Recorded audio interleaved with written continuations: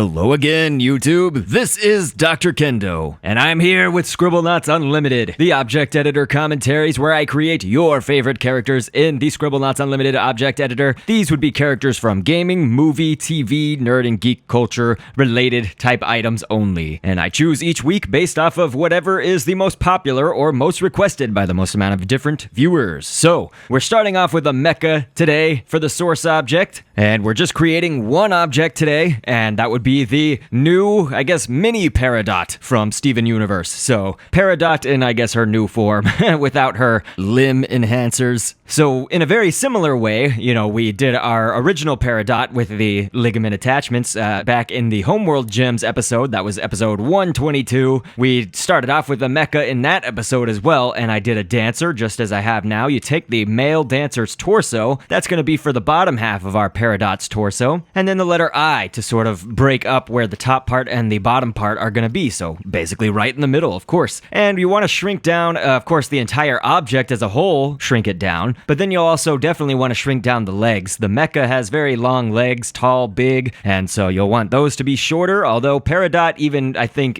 with her new miniature form, we can't say miniature, but her new smaller form without the attachments, her legs are still kind of long for how small she is, but we've got a kiwi, the fruit, and that's going to be for the top part of the torso. So you can see that that's coming together shortly here. We, of course, did our regular Peridot that stands taller. We made her back in episode 122 with an ostrich egg as the top part of the torso. So that's one of the major differences, of course. We're also going to be using a different piece of the iguanodon right here. I'm going to use this back one, I think, instead of the front one, but this is sort of like the back midway between the thighs of the iguanodon and the feet of the iguanodon. And so you'll want to use that piece, the one that's in the back. The reason that I did the one in the back is it doesn't really have any shading or anything on it. It's just one solid color, and that's what I'm looking for right here. And so it seems as though everything's kind of coming together in order that I would like it to look like, of course, but we are taking away these little iguanodon pieces and moving them back, if you notice that. The reason that I took them away is because I wanted to shrink down the thighs of the mecha, those upper leg pieces, but to not have the iguanodon piece shrink with it. So you'll want to take it off, resize it, then put it back on whenever you're doing that.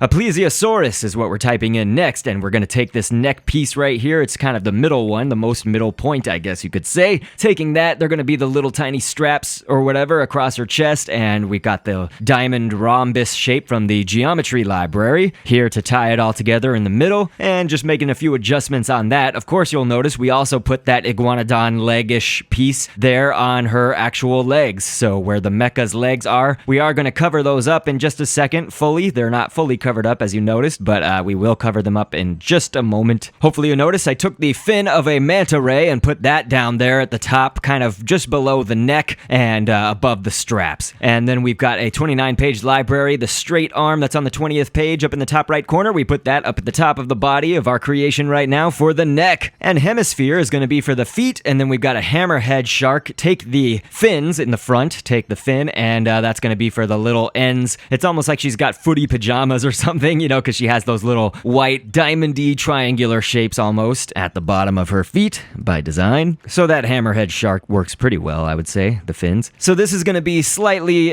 complex, slightly interesting, I guess you could say, for how we're going to do this, but the arms of our little Peridot here are going to be from Tots, and we're not going to use two separate arm pieces, which is what the mecha is sort of designed for, and how we did our original Peridot who had the limb enhancers. And so, yes, it's all coming together now. Of course, I'm just taking away the hemispheres for a little while and shrinking down the legs to be a little bit smaller before I place them back on. And proportionally, all that looks okay, except for the main test will be after we finish the head, which we've got right here. And once we put the two together, because that'll be, again, the true test in the end. Her strange tetrahedron head shape that's in the back, that's just a sugar cube. You could probably use a marshmallow too if you wanted, and there's probably some other stamps, I guess, but this was the one that I really liked, so this is the one that I went with. And we've got Tooth Fairy wings. That's actually going to be for her little visor, I guess, in the front. Our other Peridot, we use the Tooth Fairy wings that's in the 29-page library, but for this one, we've just done the normal Tooth Fairy wings right there, and it's because they have a little bit more rounded shape, and I thought it might just be better to show you something else that you could use. And of course, you'll want to make a nose sort of there at the bottom, I guess,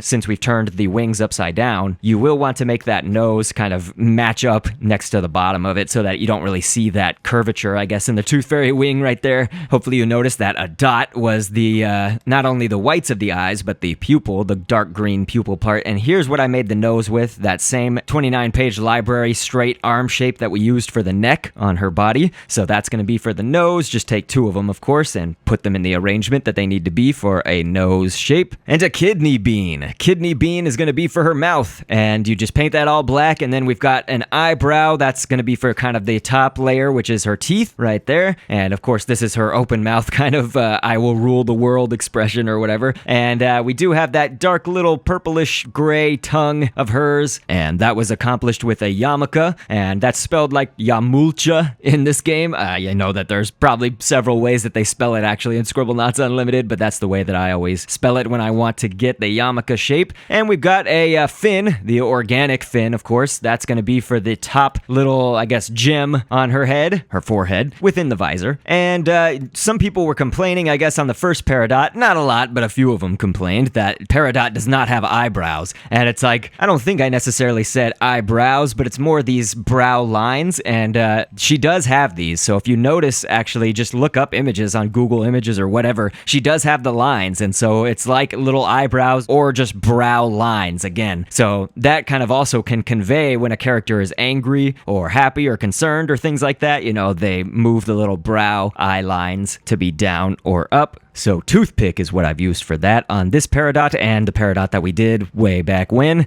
And so here we go. Kind of the last touch, I guess, is a little shine or glimmer on her gemstone. I did that with a pimple, painted that kind of mostly white, and I think it rounds it out pretty well. So it's a nice little last finishing touch, I guess you could say. And in the properties editor, whenever you're doing your character as a 2-part object, remember that you're going to want to make the headpiece worn on the face like glasses. So that's something I've been sure to mark here for our Peridot creation, our little mini Peridot. And here she is standing next to Steven Universe. You're going to want them to be, of course, very similar sized. I think that in the show, you know, they're quite similar in size and height and everything. Peridot, though, has the, again, triangular tetrahedron shape on the top of her head, so I think that makes her a little bit taller. But either way, adjust it in your game how you want to. And here's a look at her with the limb enhancers, and kind of on the old design, of course. And hopefully you guys can see a major difference, but also some similarities. Why not? And no, my Steven creation from episode 114 does not have a beard or 5 o'clock shadow. That seems to be just a foolish criticism that came by. It's because his head was actually used with a pear as the stamp for that, and the pear has a little bit of shading at the bottom of it. But all in all, quick episode today because it's not the normal Sunday upload, and it's just something that I think has been asked for a while. Hasn't made the popular request just yet, but it is trending as well. Pretty much all of Steven Universe is, so wanted to get out another Steven Universe creation for the fans of that series. Occasionally, when I have extra time, I can kind of do some extra things in addition to the regular Sunday episodes. So I appreciate everybody's attention. I will catch you on the next vid,